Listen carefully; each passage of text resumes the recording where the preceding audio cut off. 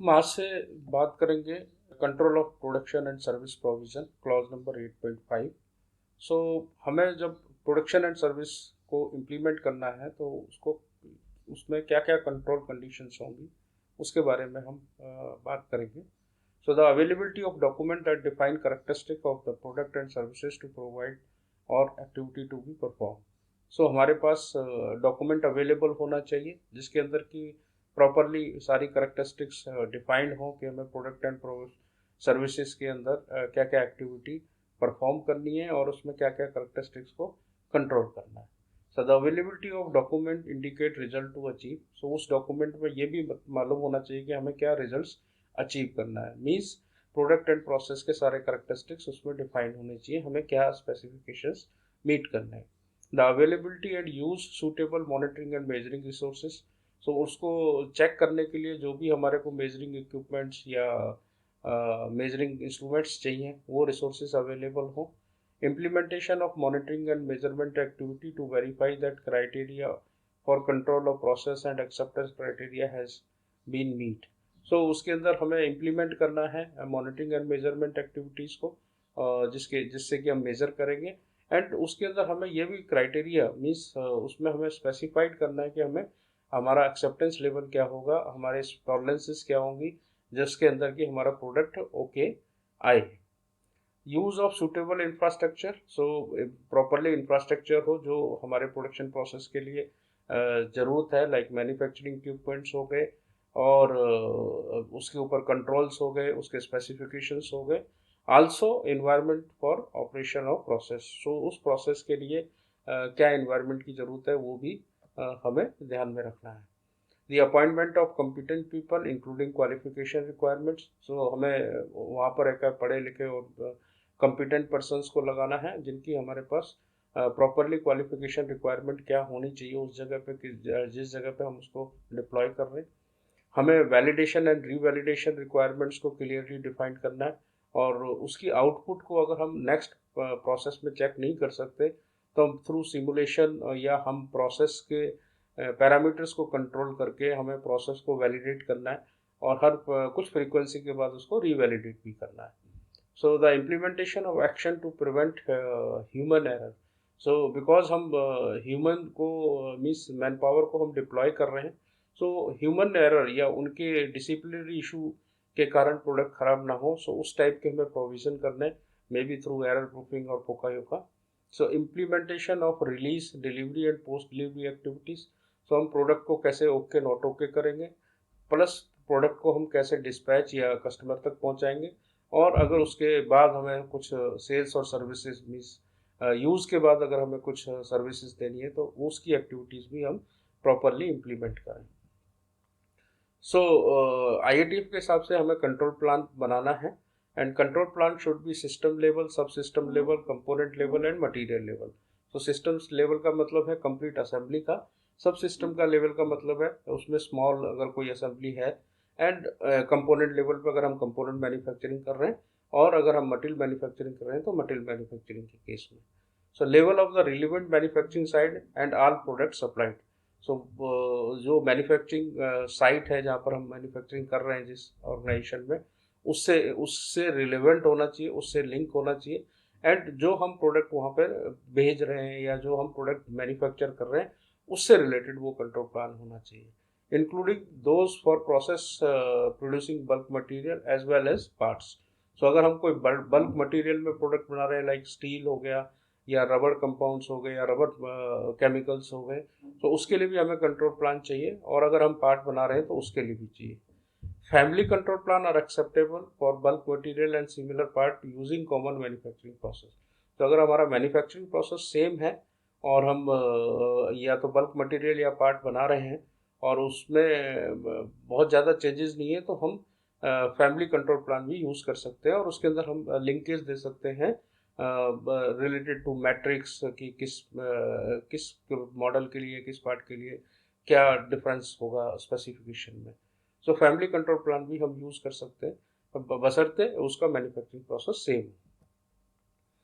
So organization to have a control plan for pre-launch and production that shows linkage and incorporation information from. So control plan हमें दोनों stage पे बनाना है, pre launch पर, production में।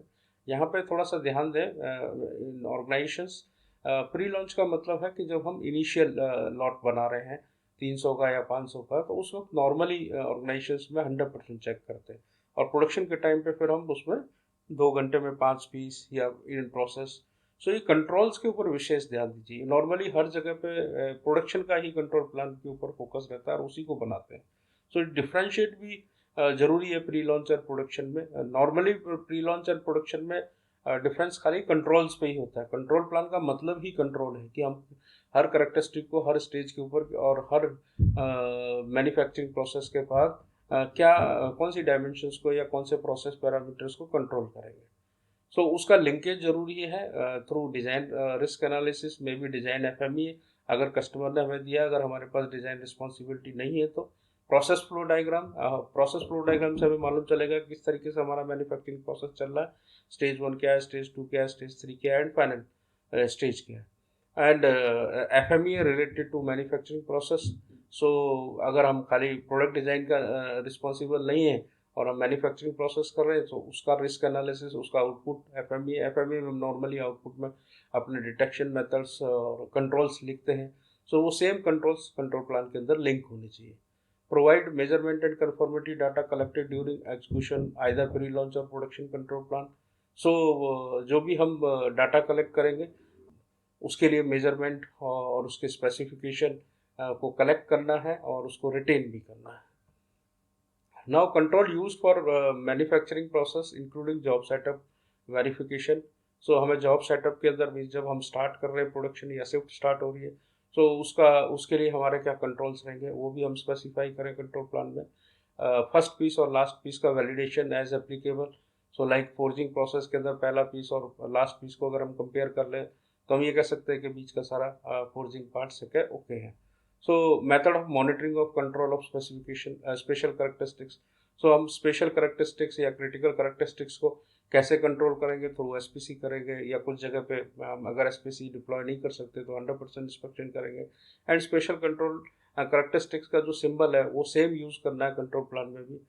Normally हम symbol लेकर differentiate करते हैं। ड्राइग में कोई सिंबल दिया लाइक फुल मून और हमने कंट्रोल प्लान में मेजर और माइनर डिफाइन कर दिया। सो प्रॉपरली स्पेशल करेक्टरिस्टिक्स कम्युनिकेट होनी चाहिए नीचे and the symbol also be the same. Customer required information, like special characteristic में अगर कस्टमर ने कोई हमें सिंबल दिया है तो वो सेम इंफॉर्मेशन नीचे जानी चाहिए।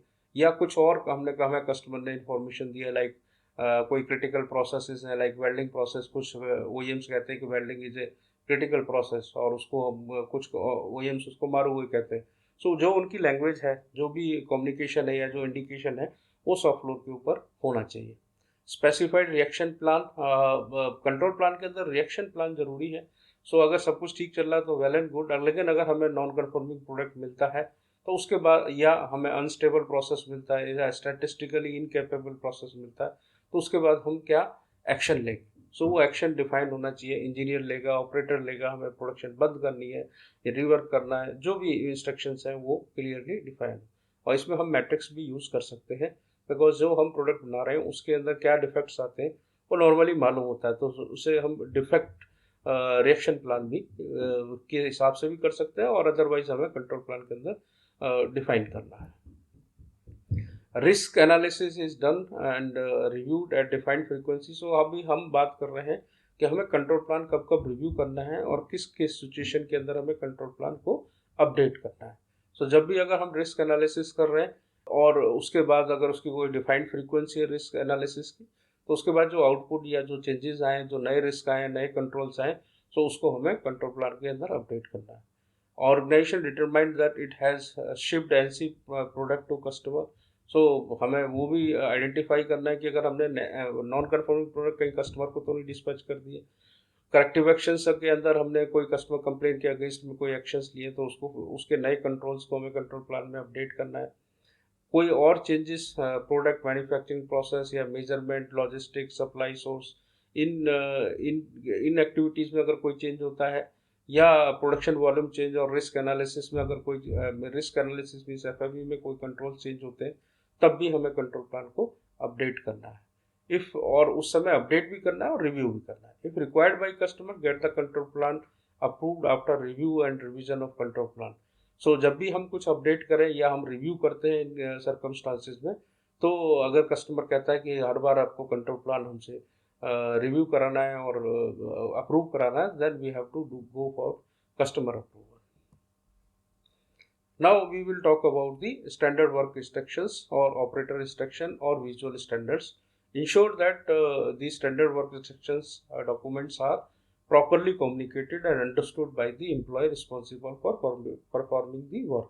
So जो भी आकर उस वर्क को परफॉर्म कर रहा है, so जो भी प्रोसेस है उसकी क्लियरली वर्क इंस्ट्रक्शन हो और वो उस एम्प्लॉय को पूरी तरह से पढ़ सके और उसको वो अंडरस्टूड हो और वो लीजेबल हो, मीन्स पढ़ने लायक हो, एंड उसी लैंग्वेज में हम वर्क इंस्ट्रक्शंस या ऑपरेटर इंस्ट्रक्शंस बनाएं जिसमें कि हमारे ऑपरेटर्स उसको पढ़ सके या वो उस लैंग्वेज को जानते हो, चाहे वो हिंदी हो, चाहे बंगाली हो, चाहे महाराष्ट्रियन हो, तो सेम लैंग्वेज को हम यूज़ करें।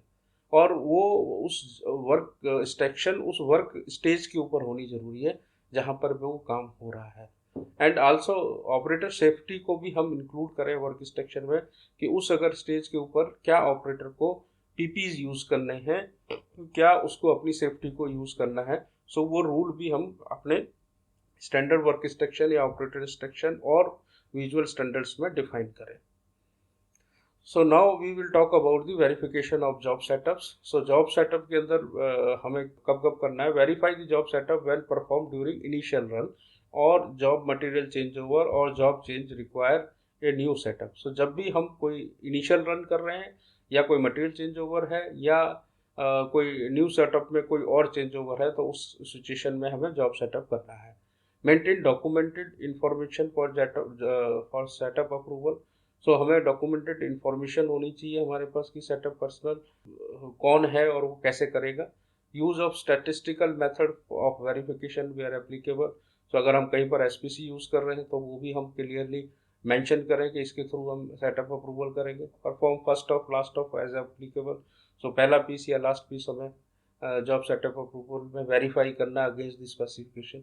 सो वो भी जहाँ पर एप्लीकेबल है वहाँ फर्स्ट और लास्ट पीस को हम इंस्पेक्शन करें। फर्स्ट पीस को हम रखें जब तक लास्ट पीस नहीं बनता, सो दैट कि हम फर्स्ट पीस और लास्ट पीस को कंपेयर कर सकें। एंड अप्रोप्रिएट जगह बनाएं फॉर लास्ट पीस को रखने का, सो दैट कि उसका अगले वाला जो फर्स्ट पीस बनेगा सो हम अच्छी तरीके से कंपेयर कर सकें। Retain record of process and product approval after setup and first और लास्ट पीस वैलिडेशन। सो हमें उनके रिकॉर्ड्स को भी मेंटेन करना है और रिटेन करना है, सो दैट कि बाद में हम एनालिसिस कर सकें, रिव्यू कर सकें। वेरिफिकेशन आफ्टर शटडाउन, अगर कोई शटडाउन होता है उसके बाद हमें कैसे वेरीफाई करना है। शटडाउन में भी प्लान्ड वे और अनप्लान्ड वे दोनों तरीके से हो सकता है। प्लान्ड वे में मतलब संडे आ गया तो हमने प्लांट बंद किया। अनप्लान्ड वे में मतलब कोई मशीन में ब्रेक डाउन आ गया और लंबा ब्रेक डाउन आ गया, तो उसके बाद हम रीस्टार्ट कर रहे हैं, तो उस वक्त हमें सेटअप अप्रूवल करना है। And we have to define the requirements कि हमें क्या क्या जब शटडाउन होने के बाद स्टार्ट करेंगे तो उससे पहले हमें करना है। Anticipate during establishment of FMEA control plan maintenance instructions the necessary action after shutdown. So हमें एफएमईए कंट्रोल प्लान या मेंटेनेंस इंस्ट्रक्शन में ये डिफाइन करें, क्लियरली मेंशन करें कि हमें क्या करना है उस वक्त जब हमारा शटडाउन के बाद प्रोडक्शन स्टार्ट होगा। So now we will talk about the maintenance, total productive maintenance. So हमें develop and implement maintain documented total productive maintenance system that should include at least. So हमें एक डॉक्यूमेंट या प्रोसेस बनाना है जिसके अंदर की टोटल प्रोडक्टिव मेंटेनेंस के बारे में हम पूरा सिस्टम डेवलप करें, और उसमें हम कम से कम क्या चीज़ें होनी चाहिए कि identification of process equipment necessary to produce conforming product at required volume. तो जितनी भी हम मशीन्स यूज़ कर रहे हैं या जो मैन्युफैक्चरिंग इक्विपमेंट्स यूज़ कर रहे हैं उसको एक यूनिक आईडी नंबर दें, सो दैट कि हम उसको ट्रेस कर सकें, उसके रिकॉर्ड मेंटेन करें। उसका एक, जैसे हम एम्प्लॉय कोड देते हैं वैसे ही किसी मशीन को आइडेंटिफाई करने के लिए उसका मशीन नंबर दें, और जो भी हमें मशीनें चाहिए थ्रू आउट द ऑर्गेनाइजेशन उन सबको हम यूनिक आईडी प्रोवाइड करें। Availability of replacement part for above equipments, अगर वो जो भी मशीन्स इक्विपमेंट्स हमारे पास है उनके लिए रिप्लेसमेंट पार्ट्स या स्पेयर पार्ट्स अवेलेबल होने चाहिए। Provision of resource of machines equipment and facility maintenance. So जो भी रिसोर्स चाहिए हमें मेंटेनेंस के लिए, चाहे वो फैसिलिटी मेंटेनेंस हो या लाइक यूटिलिटी, चाहे मशीन्स हो चाहे इक्विपमेंट्स हो, उस सब के लिए हम रिसोर्स का अरेंजमेंट करें। Packing, preservation of equipment, tooling and gauges, तो इनके लिए भी हम विशेष ध्यान दें। And applicable customer specific requirement, अगर कोई कस्टमर स्पेसिफिक रिक्वायरमेंट्स है with respect to maintenance, then we have to maintain specification requirement and implement those requirement. So हम सिस्टम के अंदर ये भी डिफाइन करें कि हम कौन से ऑब्जेक्टिव्स को मॉनिटर करेंगे, स्पेशली लाइक ओई ओवरऑल इक्विपमेंट एफिशिएंसी, और कुछ ऑर्गेनाइजेशन ओवरऑल मैन्युफैक्चरिंग एफिशिएंसी भी पे भी काम करती हैं। सो इन दोनों में डिफरेंस ये है कि मैन्युफैक्चरिंग एफिशिएंसी में हम प्लांट शटडाउन को, या हमने प्लांट अगर किसी मशीन को बंद किया हो तो वो घंटे हम माइनस कर देते हैं। लेकिन ओवरऑल इक्विपमेंट एफिशिएंसी का मतलब है कि अगर हमारे पास 24 घंटे मशीन अवेलेबल, लेकिन हम 8 घंटे ही रन कर रहे हैं, तो हम कंसीडर करेंगे अवेलेबल आवर्स को 24 hours. So that is the only difference. MTBF, mean time between failure, तो दो फेलियर्स के बीच में कितना टाइम लगा, मतलब आज एक ब्रेक डाउन हुई या 3 दिन बाद एक ब्रेक डाउन हुई, तो उसको भी हम मॉनिटर करें। MTTR, mean time to repair, हमारा एवरेज टाइम कितना लग रहा है एक ब्रेक डाउन को ठीक होने के लिए। सो इनके फार्मूले के लिए या इनको कैसे हम कैलकुलेट करते हैं, इसके लिए मैं अलग से आपके लिए एक वीडियो बनाऊंगा, अगर नीड है, जिस तरीके से फीडबैक आती है उसके बेस के ऊपर। Now preventive maintenance compliance matrix, तो प्रिवेंटिव मेंटेनेंस के लिए क्या हमारा प्लान होगा और कैसे कैसे हम उसको मीट करेंगे, कब कब कौन सी मशीन को हम मंथली करेंगे, कौन सी ईयरली कर लेंगे, कौन सी हाफ ईयरली करेंगे। सो प्रॉपरली एक तरीके से एक मैट्रिक्स हो या एक प्लान हो। Regular review of maintenance plan and objective corrective action to be documented when objectives are not meet. तो जहाँ जहाँ पर हमारे टारगेट्स मीट नहीं हो रहे हैं वहाँ पे हमारा प्रॉपरली करेक्टिव एक्शन बनाना है, और उसके हमें रिटेन करने हैं डॉक्यूमेंट्स की हमने क्या एक्शन लिया था उस वक्त, जिससे कि हम दोबारा अगर वो ब्रेक डाउन आती है तो हम उसे यूज़ कर सकें। यूज़ प्रिवेंटिव मेंटेनेंस मेथड्स, हमें प्रिवेंटिव मेंटेनेंस मेथड्स को यूज़ करना है, प्रेडिक्टिव मेंटेनेंस का मेथड यूज़ करना है, और पीरियोडिक ओवरऑल को यूज़ करना है। So performance of maintenance objective to be presented in management review, जब भी मैनेजमेंट रिव्यू हो तो इनकी सबकी परफॉर्मेंस हमें वहाँ पे मेंटेनेंस ऑब्जेक्टिव्स की रिव्यू करनी है। यहाँ पर मैं एक छोटा सा एग्जांपल देकर के डिफ्रेंशिएट करना चाहूँगा preventive, predictive and periodic overall plus breakdown. So like एक छोटा सा एग्जांपल आज के केस में, मैं कोरोना का केस ले लें या डॉक्टर के केस में ले लें। सो नॉर्मल सा एक, अगर हमारे को फीवर आया, मीन्स हम नॉर्मल बिल्कुल फिजिकली ठीक है, लेकिन हमारा एक छोटा सा ब्रेकडाउन आया और हमें फीवर आ जाता है, खांसी जुकाम आ जाती है, तो हम डॉक्टर के पास जाते हैं।